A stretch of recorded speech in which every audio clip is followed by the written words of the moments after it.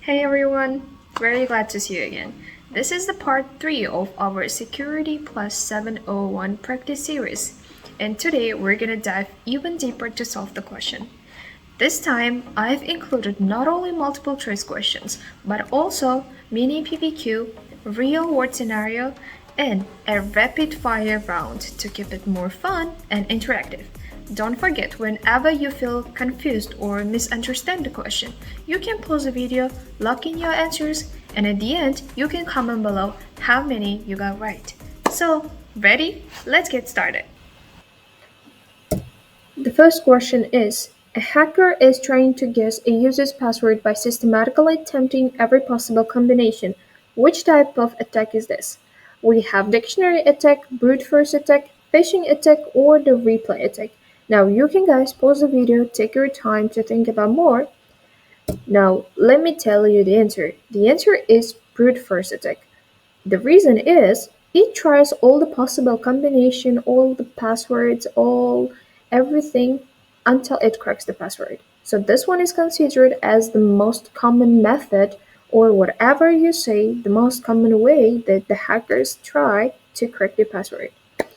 And what if you look at the other options? Dictionary, it uses list of common words, password, but it doesn't use the every combo, so that's the wrong answer. What about phishing? It tricks the users into giving credentials, but it doesn't guess them. And the same goes to replay. Replay, it reuses the captured valid credentials, but it doesn't guess them either. So the only answer is B, brute force attack. Let's jump to the question 2. Your company wants to ensure that if one server fails, another automatically takes over without downtime. So which technology should be used? We have load balancing, redundancy, high availability clustering, or RAID 0. Now, so the answer is high availability clustering.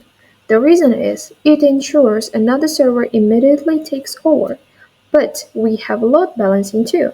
Load balancing spreads the traffic but doesn't guarantee the failover. It just helps balancing between servers.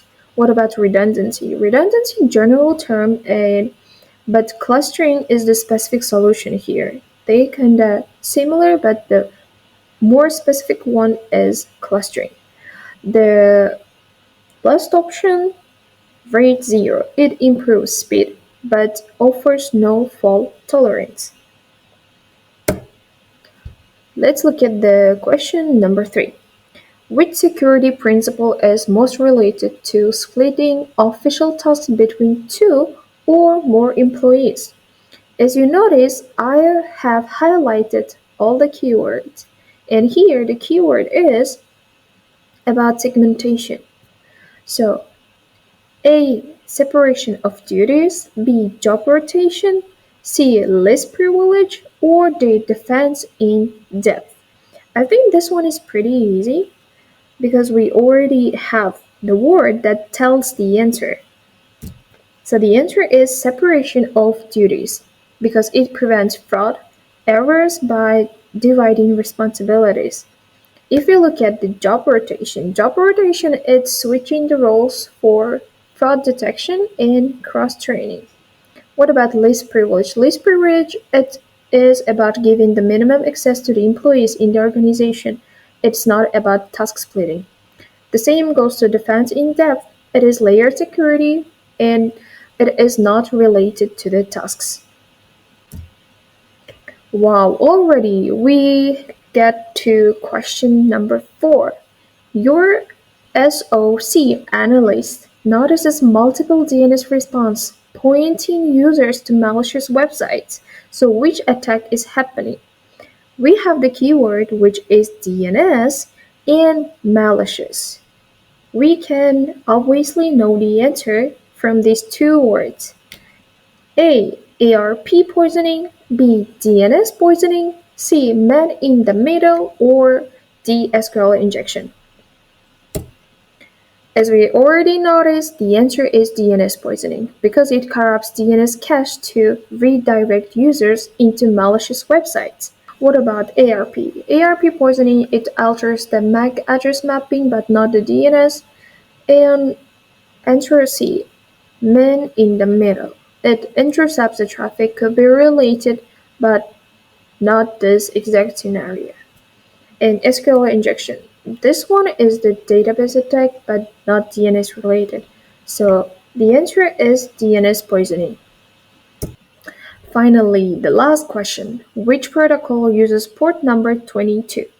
If you remember, we've talked about port numbers in our first video and discussed which protocol uses what port number. If you remember that, that's gonna be a very easy one. So we got four options: Telnet, SSH, HTTPS, or RDP. Now, let's jump straight to the answer. The answer is SSH, Secure Shell. It uses port number 22 for encrypted remote access. What about Telnet? This one is the most insecure protocol and it uses port number 23. If we look at HTTPS, this one is also secure protocol, but it is for web browsing. The same goes to RDP, Remote Desktop Protocol. Now, let me tell you the difference between SSH and RDP. So RDP, Remote Desktop Protocol, gives you a full graphical desktop of the remote machine. You see the screen, click, drag, use mouse or keyboard like you're sitting there. It's mostly used for Windows. What about Secure Shell, SSH? It gives you command line interface like CLI to the remote machine, text-based, type commands, works on Windows, Linux, Mac OS, mostly for the admins. We can think of it like RDP for PC screen share and SSH remote terminal access. Finally, nice work everybody. If you made it this far, drop your score in the comments below. How many did you know out of 5? And don't forget, the next part is going to be even tougher. More PBQs, trickier, and real-world scenarios, the rapid-fire speed rounds. So hit the subscribe, share this with a study buddy, and let's keep crushing Security Plus together. See you in part 4.